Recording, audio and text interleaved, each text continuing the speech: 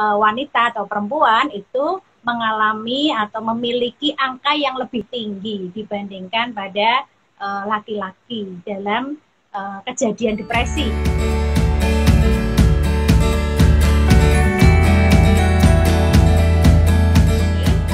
Dokter Ware, kenapa sih kita membahas topik tentang perempuan ini? Apa sih yang menarik dari perempuan sebagai seorang perempuan? Nah, gimana nih Dokter Ware?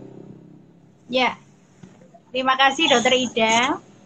Jadi kalau kita bicara tentang gangguan mood ya, jangan kita kemudian beranggapan bahwa fluktuasi mood kita itu selalu merupakan gangguan. Ya.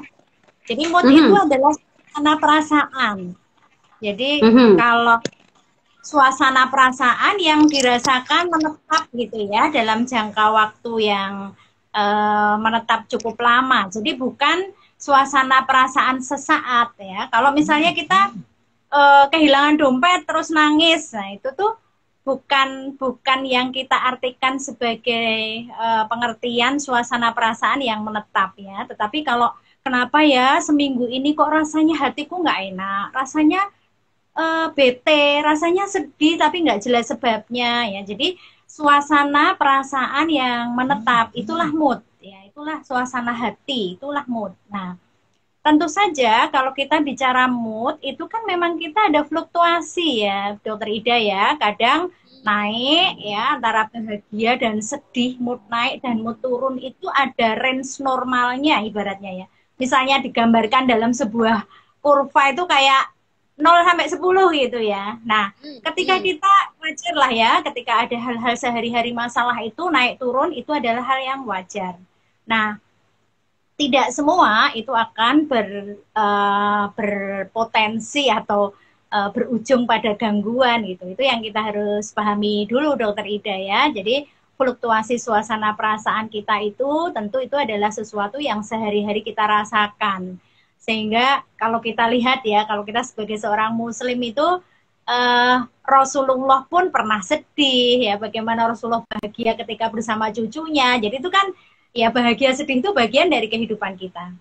Nah, tetapi tadi ya ternyata fluktuasi mood ini juga bisa menuju ya mengarah pada yang kita sebut sebagai gangguan, Dokter Ida. Kapan?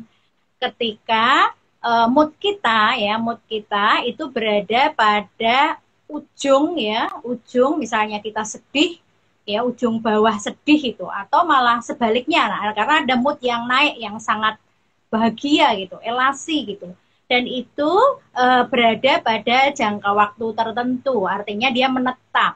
Makanya saya sering baca, Dokter Ida sering menulis kalau sedih itu buat kontrak gitu kan ya Dokter Ida ya, mau kontrak berapa lama sedih gitu kan ya. Dokter Ida sering menulis begitu. Setuju gitu. Karena kalau kita nggak bikin kontrak, kita mau sedih berkepanjangan ya, ini akan bisa ya, bisa sekali lagi ya, tidak selalu ya, bisa berujung pada kondisi gangguan. Ditambah tentu saja tidak hanya ditandai dengan satu gejala, tentu akan ditandai dengan gejala-gejala lain, dan ini syarat bahwa ini dikatakan gangguan itu adalah menyebabkan penderitaan bagi yang mengalaminya dan mengganggu fungsi. Kalau sudah sedih berkepanjangan, merasa menderita ya, kenapa aku begini,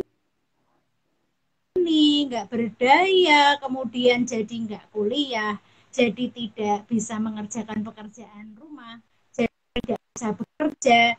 Ya, inilah yang kemudian kita harus berpikir ada apa dengan diriku begitu ya, sehingga harapannya kita semua bisa mengenali Dokter Ida, sehingga sama seperti kita fisik ya. Jadi kalau kita mulai mau flu itu bisa mengenali, mestinya kita penurunan atau fluktuasi yang sudah tidak nyaman ini, itu pun kita bisa mengenalinya. Barangkali itu Dokter Ida. Oke, jadi tadi dari penjelasan Dr. Ware mengatakan bahwa mood itu sebenarnya adalah suasana hati ya, suasana hati yang menetap. Jadi kalau kita suatu saat sedih, gembira, itu sebenarnya bukan suatu gangguan, itu adalah hal yang wajar. Dan baru kita sebut sebagai gangguan apabila suasana hati itu ternyata berdampak pada peran kita dan hubungan kita dengan orang lain ya. Jadi misalnya karena kita sedih banget sehingga kita nggak mau ngapa-ngapain, nggak bisa ngapa-ngapain, atau bahkan mungkin jadi mengurung diri sehingga kemudian kita tidak bisa berinteraksi dengan orang lain secara maksimal. Itu yang kita sebut sebagai gangguan ya Dokter Warih ya. Oke, kalau mungkin Dokter Warih bisa jelasin apa sih gangguan perasaan yang bisa timbul, gangguan mood yang bisa timbul atau banyak terjadi pada perempuan? Ya, sebenarnya kalau kita bicara gangguan mood, yang paling banyak itu adalah kondisi depresi ya Dokter Ida. Tetapi saya juga ingin mengingatkan nih ya pada teman-teman semua bahwa kita boleh aware terhadap diri kita gitu ya, mengenali, tapi jangan terburu-buru dengan mendiagnosis ya. Ya. Sekarang itu karena ada informasi yang sangat luas, kadang-kadang mereka datang sudah, jadi belum tentu gangguan, tapi sudah Udah ke stres dokter dulu. Google ya? Iya, aduh saya bipolar, saya ini akhirnya stresnya Ya, karena self diagnosisnya itu. Nah itu mungkin mengingatkan kita semua, biarkan dokter atau profesional kesehatan jiwa yang memberikan diagnosis, tapi bahwa kita perlu mengenali itu memang harusnya seperti itu ya, mendeteksi dini, mengenali itu penting untuk kita dan orang-orang sekitar kita. Di antara gangguan mood ya, jadi mood itu bisa turun ke arah depresi ya, depresi bisa naik ya, elasi ke arah manik begitu ya kalau istilah medisnya. Maka yang paling banyak adalah gangguan depresi ya, mood yang turun. Dan gangguan depresi ini sebenarnya tidak hanya pada perempuan, Dokter Ida ya, seperti kita ketahui, laki-laki pun bisa mengalami gangguan mood. Hanya memang secara epidemiologi ternyata wanita atau perempuan itu mengalami atau memiliki angka yang lebih tinggi dibandingkan pada laki-laki dalam kejadian depresi. Berbeda-beda ya. untuk tiap masa gangguan jiwa ya, tapi untuk depresi memang angkanya wanita lebih tinggi.